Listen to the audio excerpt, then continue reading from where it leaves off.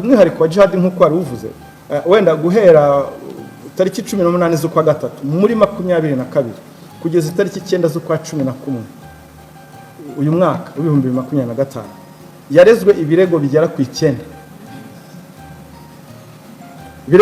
ku 9 ariko mu busesenguzi bw'ubugenzacyaha bitandatu nibyo byari inshinjacyaha, bitatu ni mbonezamubano. Kumva ko YAMPANO yahanwa biracyakorwaho iperereza niba hari uruhare yaba yaragize kuba ayo mashusho yaba yaragiye hanze. Uruhare rwe igihe ruzagaragara ko hari uruhare yagize rwo kuba ayo mafoto ye uruhare ruri direct kuba ayo mashusho ye yaba yaragiye hanze, we n'uwo bari hamwe Kizo ipaya. Ribu irimo gukora iperereza kuri YAMPANO n'umukunzi we kubera amashusho yabo y'urukozasoni aherutse kuzenguruka ku mbuga nkoranyambaga. Umuvugizi w'urwego rw'igihugu rw'ubugenzacyaha Ribu Dr. Murangira Bitseri yavuze ko YAMPANO n'umukunzi we nabo bari gukorwaho iperereza ngo harebwe niba nta ruhare bagize mu gusakaza amashusho yabo bari gutera akabariro. Dr. Murangira Bitseri yavuze ko mu gihe iperereza ryasanga hari uruhare babigizemo nta kabuza nabo amategeko yabakurikirana. Dr. Murangira Bitseri yagize ati kumva ko YAMPANO yahanwa biracyakorwaho iperereza niba hari uruhare yaba yaragize mu kuba aya mashusho yaragiye hanze igihe byagaragara ko yabigezemo uruhare we n'uwo bari kumwe bazakurikiranwa. Ku rundi ruhande Dr. Murangira Bitseri yavuze ko Ribu iri gukurikiza itegeko uko ryanditse aho kurigenekereza bitewe n'uko buri wese abitekereza. Yakomeje agira ati Ribu ikurikiza itegeko uko riri, ntabwo iri kurikiza uko ryagombye kuba rimeze bishingiye n'ibyo abaturage bavuga, ahubwo iri kurikiza uko riri n'uko ryanditse, niyo mpamvu ryandikwa rigakurikizwa kuriya. Aha yahise asomera abanyamakuru ingingo ya 34 y'itegeko riteganya gukumira ibyaha bikoreshejwe ikoranabuhanga ivuga ku gushyira ahagaragara amashusho yerekeranye n'imikoreshereze y'ibitsina hakoreshejwe mudasobwa cyangwa urusobe rwa mudasobwa. Dr. Murangira Bitseri yagize ati ntabwo itegeko rivuga kwifata amashusho. Ubwo rero murumva ko ryakoreshejwe uko riri. Kugeza ubu turi gukurikiza itegeko uko riri ndetse n'uko ryanditse. Gushyira ahagaragara ntabwo rivuga kwifata amashusho, kuko tugiye kuvuga ngo abayifata ababikora ntajye hanze nibo benshi. Dr. Murangira Bitseri rero akaba yasabye abifata amashusho nk'aya y'urukozasoni abasaba ko bakagombye kuyasiba cyangwa bakayahisha kure ku buryo atazabacika akaba yajya hanze mu buryo bwabo batateguye. Rero Ribu n'ubundi ubwo bari mu kiganiro n'itangazamakuru n'ubundi Ribu yahishuye ibindi byaha bitandatu Jihad akekwaho nyuma yo gusakaza amashusho ya YAMPANO atera akabariro. Ndagira ngo rero mutega amatwi n'ubundi nabwo twumve ese Jihad ni ibihe byaha bindi akurikiranyweho nyuma yuko tubonye ko atawe muri yombi, twebwe tukavuga ko akurikiranyweho ibyaha byo gusakaza amashusho. Twumva ko ari icyaha kimwe gusa yakoze, ariko tubonye ko hari ibindi byaha bigera kuri bitandatu biri muri dosiye ngo akurikiranyweho. Rero umuvugizi w'urwego rw'ubugenzacyaha Ribu Dr. Murangira Bitseri nanone kandi yatangaje ko Sipiriyani uzaba akiriho wamenyekanye nka Jihad yarasanzwe akurikiranyweho ibyaha bitandatu, harimo ibyo ibirego byoherejwe ubushinjacyaha ndetse n'ibigikorwaho iperereza. Mu minsi mike ishize ku mbuga nkoranyambaga hakwirakwiye amashusho y'umuhanzi YAMPANO atera akabariro n'umukunzi we ahamya ko uwo mugore ari uwe.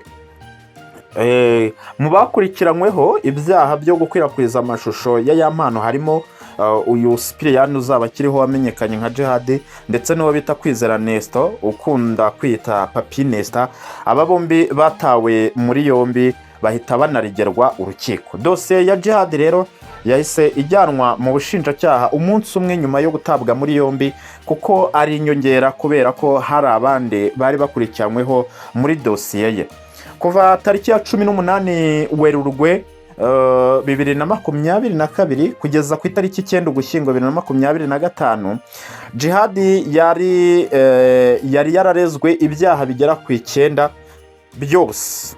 Icyakora umuvugizi wa RIB Dr Murangira Bitseri yavuze ko ubwo babisesenguraga basanze 6 muri byo ari byo byajya mu butabera, mu gihe 3 ari imboneza mubano. Dr Murangira Bitseri yavuze ko yagerageje kugira inama kenshi DJIHAD inshuro nyinshi, ariko ibyo baganiraga yabisigaga aho bahuriraga. Dr Murangira Bitseri yagize ati maze kubona ibyo bintu byose twaraganiriye, mubwira ko nubwo afite izina riremereye ritarusha amategeko kuremera. Nanamubwiye nti ngwino muri showbiz ukorera amafaranga, ariko mwandikira ibintu akwiye kwirinda gusa. Byose yabisigaga aho ngaho, kandi buriya ni umuntu duhurira kenshi mu mahugurwa y'abanyamakuru, rero bivuze neza ko DJIHAD ibyo akora byose abikora abizi. Ibirego 6 DJIHAD yarezwe bihuriye ku kuba ari ugutangaza amakuru y'ibihuha, gusakaza amashusho y'urukozasoni cyangwa gukangisha gusebanya hifashishijwe amashusho y'urukozasoni. Bimwe muri ibi bikaba byarashyikirijwe ubushinjacyaha mu gihe ibindi bigikorwaho iperereza. Ngira ngo murabyumva rero ko DJIHAD n'ubundi akurikiranyweho ibyaha 9, 6 muri byo byashyikirijwe urukiko, mu gihe ibindi 3 byo ngo byari imboneza muba. Ibyaha 6 byose ngira ngo uko byamera kose ntabwo haburamo ibyaha byo gukoresha ibiyobyabwenge. Niba ibyaha 6 ni byinshi, nkeka ko hataburamo ibyaha byo gukoresha ibiyobyabwenge cyangwa se n'ibindi byinshi, kubera ko twebwe bajya kumuta muri yombi twumvise video ko ariyo azize, ariko murumva ko nyine akurikiranyweho ibyaha 6, mu gihe ibindi 3 byo byiyongeragaho bikaba 9 byo byari imboneza mubano. Niba muzi ibiganiro DJIHAD akora, ibyo ngibyo uraza gusanga harimo ibyaha byinshi, kandi yagiye aburirwa kenshi na Dr Murangira Bitseri, umuvugizi wa RIB, ariko DJIHAD ntabwo yabifataga byibura ngo agende agire icyo abihinduraho, ahubwo aho babimubwiraga niho yabisigaga. Ntabwo ari DJIHAD gusa, hari n'abandi benshi nabo bakora mu buryo bwa DJIHAD, ariko nyamara ntabwo bashobora kuba bakura isomo hano. Ku bantu rero bibazaga ese YAMPANO we kuki adakurikiranwa, kuki dukomeza kumubona yidegembya we n'umugore we, kandi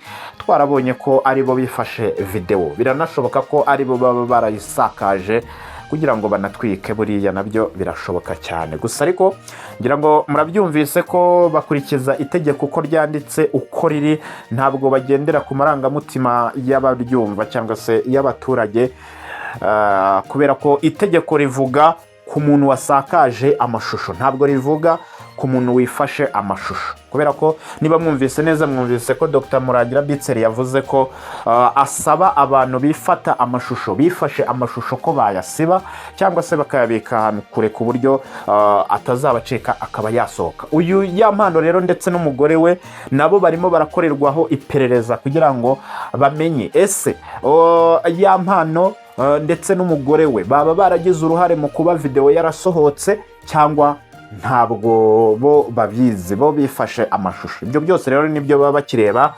Icyo nakubwira cyo ngashyiraho n'umucyo nuko mu gihe aya mashusho basanze nta ruhare babigezemo ku kuba yajya hanze, bazaguma arabere. Ariko mu gihe video yaba yarasohotse babigezemo uruhare, haba ku mugore we cyangwa se kuri YAMPANO bwite, nabo bahita bajyanwa n'ubundi mu rukiko kugira ngo bakurikiranwe n'itegeko. So rero ngira ngo murabyumvise, nuko nguko bimeze. DJIHAD ubu ngubu tuvugana, dosiye ye yamaze gushyikirizwa urukiko.